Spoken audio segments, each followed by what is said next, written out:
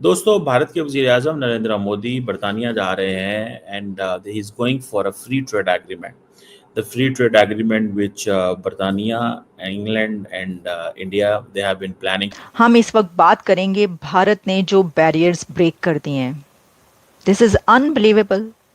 Salute to India और India की humanity के लिए वो सोच। अच्छे तरीके से उन्हें वेलकम किया है, वहां पर प्रॉपर नारे लगे हैं, मोदी है तो मुमकिन है। हाल ही में बड़ी खबर आ रही है, विदेश दौरे पर लंदन पहुंचे हैं प्रधानमंत्री नरेंद्र मोदी। तो दोस्तों, हमेशा की तरह पीएम मोदी जहां भी जाते हैं छा जाते हैं। दरअसल भारतीय समय के अनुसार रात के करीब 12:30 के आसपास पीएम मोदी लंदन पहुंचे। ब्रिटेन में एयरपोर्ट पर पीएम मोदी का भव्य तरीके से स्वागत किया गया। पीएम से मिलने के लिए भारी संख्या में प्रवासी भारतीय पहुंचे थे।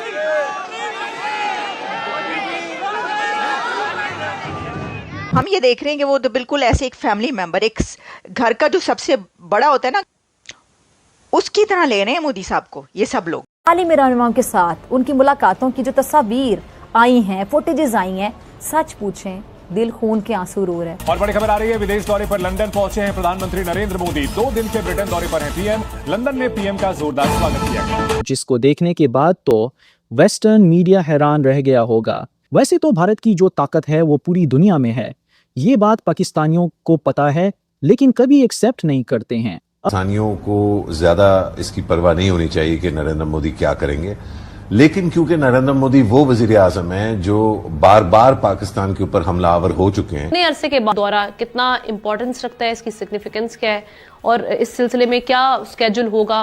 मुआहदों पर भी दस्तखत के हवाले से बात की जा रही है, क्या डेवलपमेंट हो सकती है? अच्छा, अब हम देखते हैं कि पाकिस्तान कहाँ पर है।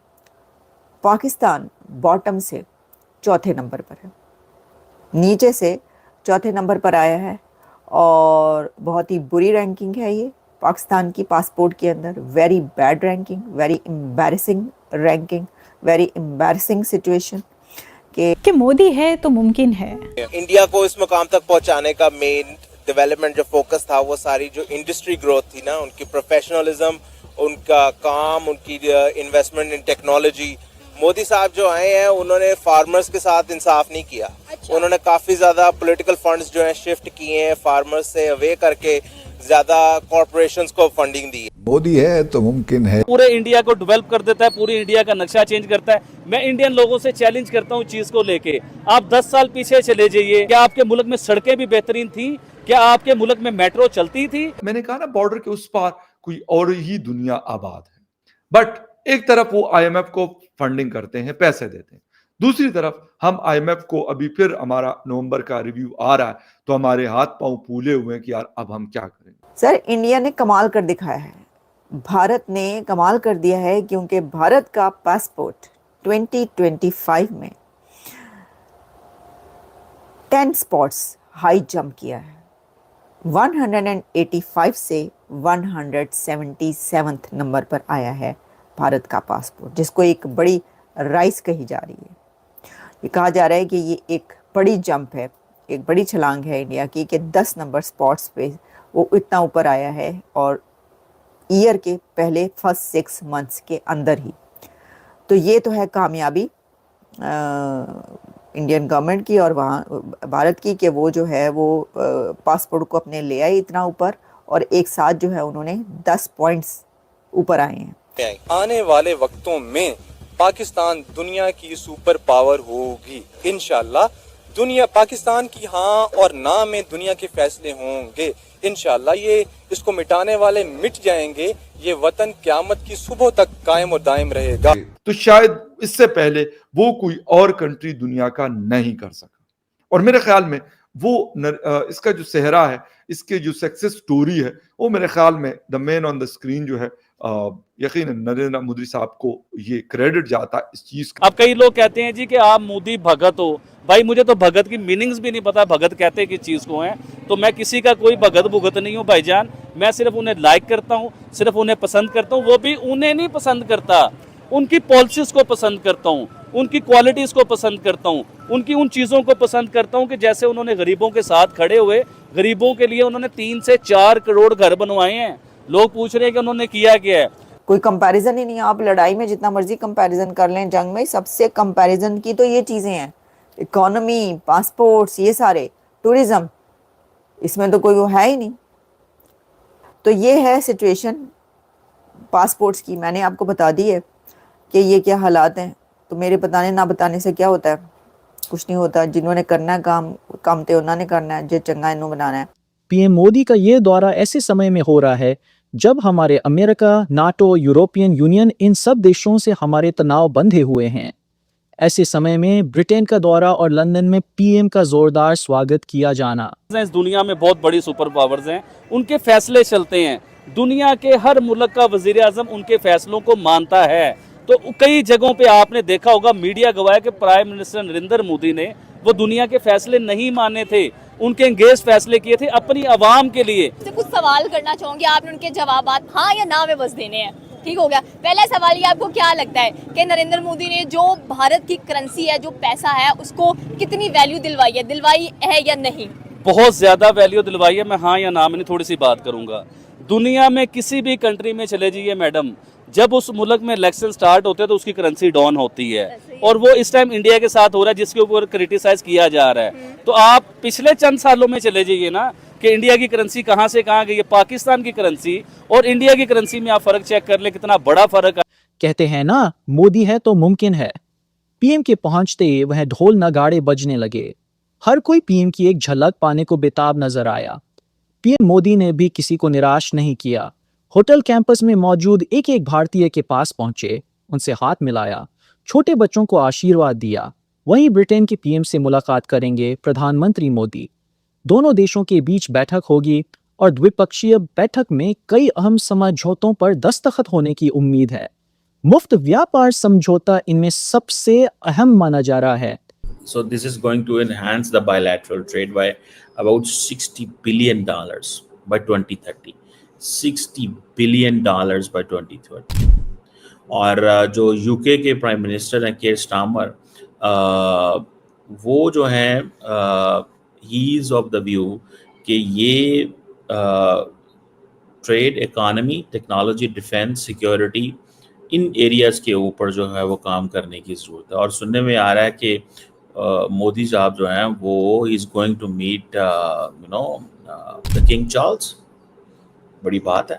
Not all prime ministers who travel they are allowed to meet King Charles. ये एक इम्पॉर्टेंट चीज़ है। This is something normally it doesn't happen, but yes. So ये अब क्योंकि आपको पता है बरतानिया के अंदर जब से ये ब्रेक्सिट हुआ, वहाँ पे एक जो ग्लोबल आउटरीच थी ना, वो थी, और वो ग्लोबल आउटरीच जो थी वो ख़त्म हो गई ब्रेक्सिट की वजह से। और ये आप समझ लें कि ये चीज़ आपको बताती है कि जो केयर स्टार्मर है वो कह रहा है कि ये मेरी पॉलिटिकल लाइफ का या मेरी पॉलिटिक्स के अंदर या मेरी प्राइम मिनिस्टरशिप में ये बहुत बड़ा इवेंट है, because European union is all set for a free trade agreement with India. They are all set for a free trade agreement with India. So I think that matters a lot. जब PM Modi Britain पहुंचे हैं तो दोस्तों ये खबरें बहुत ही ज्यादा चर्चा में हैं, और वह है भारत और ब्रिटेन का फ्री ट्रेड एग्रीमेंट। पूरी दुनिया की नजरें इस समय इसी चीज पर टिकी हुई है कि डील कब फाइनल होता है और कब ये न्यूज आती है। So ये जो ट्रेड पैक्ट है 1 साल के अंदर ये आएगा, ठीक है जी। ब्रिटिश पार्लियामेंट भी इसको करेगी, इंडिया की फेडरल कैबिनेट करेगी। और ये आप देखें कि जो ट्रेड एग्रीमेंट है ये विन विन है दोनों मुल्कों के लिए, कि इंडियन जो कंज्यूमर्स हैं उनको अब फॉर एग्जांपल लो प्राइसेस में बहुत सारी चीज़ें वहाँ से मिलेंगी यूके से।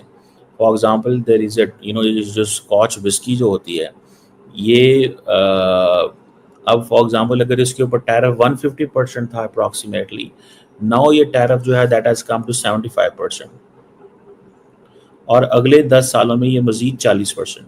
तो ये बहुत बड़ा देखें इंडिया के लिए आप वो कहेंगे ना वो ब्रिटिश विस्की पिएंगे बिकॉज उनको इसके ऊपर टैरिफ कम है। सो ये आप देखें जैसे इंडिया जो है वो ड्यूटीज़ कम करेगा गाड़ियों के ऊपर, पहले 100% थी तो 10% हो गए। आपको पता है बरतानिया के अंदर गाड़ियाँ कहाँ से आती हैं? जापान से सारी आती हैं। मेरे दोस्त हैं बहुत सारे बरतानिया के अंदर, तो वो मुझे बताते हैं कि हम तो गाड़ी जापान से लेके आते हैं। तो जो इंडियन मैन्युफैक्चरर्स हैं उनको अब यूके के अंदर बहुत सारी एक्सेस मिलेगी, इलेक्ट्रिक गाड़ियाँ, hybrid vehicles and all that. और इंडियन जो गवर्नमेंट है वो ये चाहती थी कि हमें हमारी प्रोडक्शन पे फोकस हो, मैन्युफैक्चरिंग पे फोकस हो। ये प्रोडक्शन उस पर वो उन्होंने करनी थी। इंडिया की गवर्नमेंट ये कह रही है कि 99% जो इंडियन एक्सपोर्ट्स बरतानिया को जाएंगी उनको फ़र्क पड़ेगा, ज़ीरो ड्यूटी हो जाएगी, ज़ीरो ड्यूटी। तो दोनों साइड जो हैं वो फ़ायदा उठा रही हैं। देखें ये पाकिस्तान ये फ्री ट्रेड एग्रीमेंट नहीं कर सकता, हमने चाइना के साथ किया, हम नाकाम हैं। तो दोस्तों आज के लिए बस इतना ही है। अगर आपको ये वीडियो पसंद आया हो तो वीडियो को लाइक, शेयर और हमारे चैनल को सब्सक्राइब कर लें।